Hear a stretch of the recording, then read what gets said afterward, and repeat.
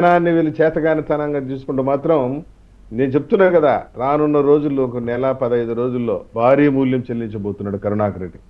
నిన్న ఆయన మాట్లాడినటువంటి మాటలు చూశా. తన అహంకారం, గర్వం తలకి నెత్తికెక్కి మాట్లాడుతున్నాడు. సాధువుల్ని, హిందూ మత పరిరక్షకుల్ని, సనాతన ధర్మ పరిరక్షకుల్ని, సర్వసంగ పరిత్యాగుల్ని భిక్షగాళ్ళు అని చెప్పి మాట్లాడాడు సార్ ఆయన. ఆ మాట మాట్లాడడానికి ఎంత అహంకారం ఉండాలో చూడండి. నువ్వు కోటీశ్వరుడివి, మంది సొమ్ము దోచుకున్నావు, ప్రజల సొమ్ము దోచుకుని నువ్వు కోటీశ్వరుడు అయ్యావు. నీ పేరే మేము అప్పట్లో నువ్వు ఎమ్మెల్యేగా ఉన్నప్పుడు నీ పేరు ఏం పేరు పెట్టారు? తిరుపతి ప్రజలు పిల్లర్ రెడ్డి అని పెట్టారు. పిల్లర్కి 10,000 వసూలు చేశాడు.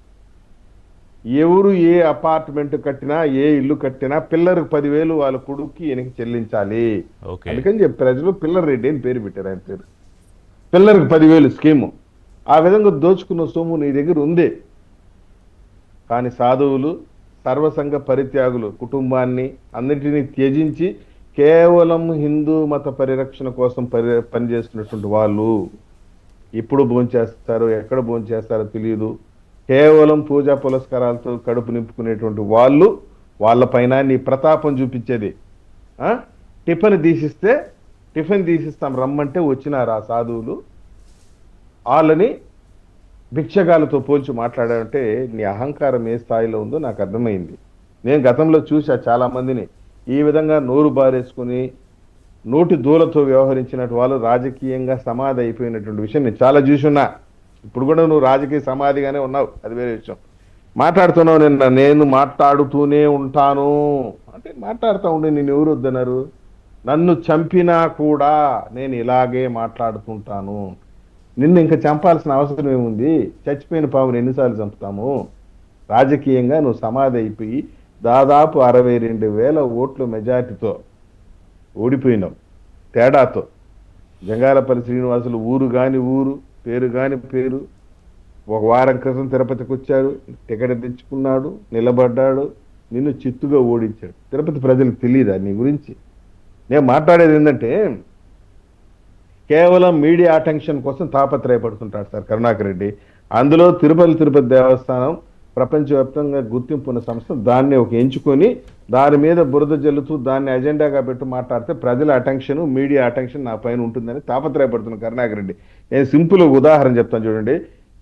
ఎస్వి గోశాలలో తిరుపతి దేవస్థానం ఆధ్వర్యం నిర్వహిస్తున్న గోశాలలో వందలాది గోవులు చనిపోయింది, నేను కావాల్సిన వచ్చి చూపిస్తాను అన్నాడు. సవాలు విసిరాడు కూటమి నాయకులకి. తీరా కూటమి నాయకులందరూ గోశాల దగ్గర పోయి నిలబడుకుని రావయ్య కరుణాకర్ రెడ్డి చూపించి ఎక్కడ చచ్చిపోయిన గోవులు అంటే, ఇంటి దగ్గర కూర్చొని రియాలిటీ షో ఒకటేసి రోడ్డు పైన పడుకొని దొల్లి పెద్ద పబ్లిసిటీ కోసం ప్రాపత్రయపడ్డాడు. ఆ తర్వాత ఏం చేశాడు? వెంకటేశ్వర స్వామి విగ్రహాన్ని అలిపిరి పాదాల దగ్గర చెత్తబోట్లు వేసేసినారు, చెత్తలు వేసేసినారు, రండి చూపిస్తానని చెప్పాడు. తీరా మీడియా వాళ్ళంతా అక్కడికి పోతే అది వెంకటేశ్వర స్వామి విగ్రహమే కాదు. వాళ్ళెవరో తంజావూరు, తమిళనాడు వాళ్ళు కొనుక్కొని ఆ విగ్రహం పగిలిపోయి ఉంటే అది పనికిరాదని చెప్పి వదిలేసి వెళ్ళిపోయినారు. అది పెద్ద ప్రచారం. వెంకటేశ్వర స్వామి విగ్రహాన్ని చెత్తబొట్లు వేసేశారు, రండి అందరూ తరలి రండి చూపిస్తాను అని చెప్పాడు. మళ్ళీ ఏం చేశాడు? ఇంకొక రియాలిటీ షో. తిరుమల కొండపైన బంధు సాయిసాలు పడి ఉన్నాయి, తాగి దీంట్లో వేసేసి ఉన్నారు కొండపైన, రండి చూపిస్తానని చేసి తీరా ఇన్వెస్టిగేషన్ చేస్తే ఈ సాక్షిలో ఉన్నటువంటి పేటీఎం ఛానల్ రిపోర్టర్లే దాన్ని తాగి అక్కడ వేసి దాన్నే సెల్ ఫోన్లు షూట్ చేసి వాళ్ళ ప్రచారం కోసం ప్రభుత్వం పైన బురద జల్లి దశ కోసం వాడుకున్నట్టు కేసులు కట్టబడ్డాయి. నిన్నగాక మొన్న లేటెస్ట్ గా చెప్తున్నాడు, పరకామ ఏంది శ్రీవాణి డబ్బులు లోకేష్ బాబు జోబులోకి వెళ్ళిపోయింది. ఎంత దారుణ! శ్రీవాణి డబ్బులు మీకు విషయం తెలుసో లేదో, 2019 23/9 ఈ శ్రీవాణి ట్రస్ట్ కి 10,000 రూపాయలకు ఒక టికెట్, దర్శనం టికెట్ ఇవ్వాలి అని చెప్పేసి శ్రీవాణి వాళ్ళే తీర్మానం చేశారు. బోర్డు రెజల్యూషన్ డేట్ 23/9/2019 చేస్తే కేవలం 500కు మాత్రమే రసీదు ఇచ్చారు. మిగతా 9,500కి ఈ రోజు కూడా నువ్వు రసీదు ఇవ్వలేని పరిస్థితి ఉన్నావు. అంటే కరుణాకర్ రెడ్డి హయాంలో ఆయన చేసేప్పుడు 9,500కి రసీదు ఇవ్వకుండానే నడిపించేశాడు. దాన్ని పవన్ కళ్యాణ్ గారు ప్రశ్నించారు, చంద్రబాబు నాయుడు గారు ప్రశ్నించారు. కాబట్టి వాళ్ళపైన బురద జల్లే ప్రయత్నం చేస్తున్నారు.